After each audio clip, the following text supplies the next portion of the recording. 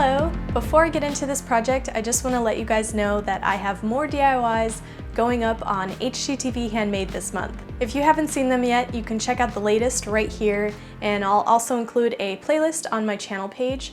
I'll be there every Thursday for the month of April, guest hosting, so be sure to subscribe to check it out. In this tutorial, I'll show you how to make an Argyle pattern, which you can apply to any blank surface of your project. Argyle is a Scottish pattern and it's used on kilts and socks, and you can find it a lot in fashion. This pattern mainly consists of lines that form diamond shapes, and it's pretty simple to make, so let's get into it.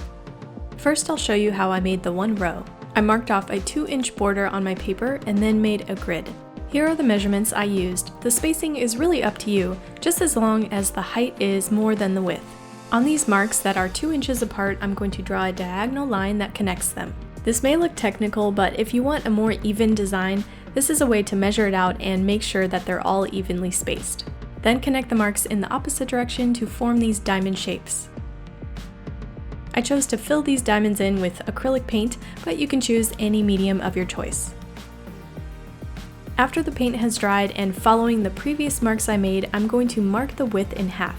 This is going to make the offset diamond shapes that usually look like stitching on Argyle. Just like I did before, I'm going to use these marks as a guide and connect them with diagonal lines. I chose to make these dashed so it looks like stitching, but you can also make these a solid line. And continue connecting those marks until you get diamond shapes. I should mention that you might want to make that grid with light pencil so that it's easy to erase once your design is done. Continuing with that same idea of using a grid, I'm going to apply that to a full pattern. For this, I made the marks 1 inch apart, then 1 1/4 inches on the height. Then made my grid and connected the marks with diagonal lines. The grid really helps to make sure I'm doing this evenly because you can see the line go through these crosshairs. And continuing on, making the diagonal lines in the opposite direction. And just note, when you're connecting the marks that are on the side, there should be one for the middle of the diamonds. So you're actually connecting every mark from the top to every other mark on the sides. Now I have these diamonds and I'm going to fill in every diamond that has crosshairs in the middle. After those are all filled in and following the previous marks I made, I'm going to mark that width in half. And just like before, connect those half marks with a dashed line. Now that I have this offset grid of diamond pattern, I'm going to erase the pencil lines I made.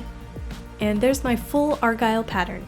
You can try out the full pattern or just the single row of Argyle in any color or medium of your choice. If you make this on your next project, I would love to see your pictures, so be sure to share those on any of my social links.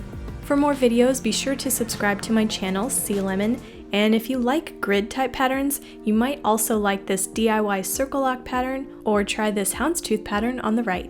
If you like this video, give it a thumbs up and let me know your thoughts in the comments below. As always, you can find all of the links mentioned in the video description, and I will see you guys next time.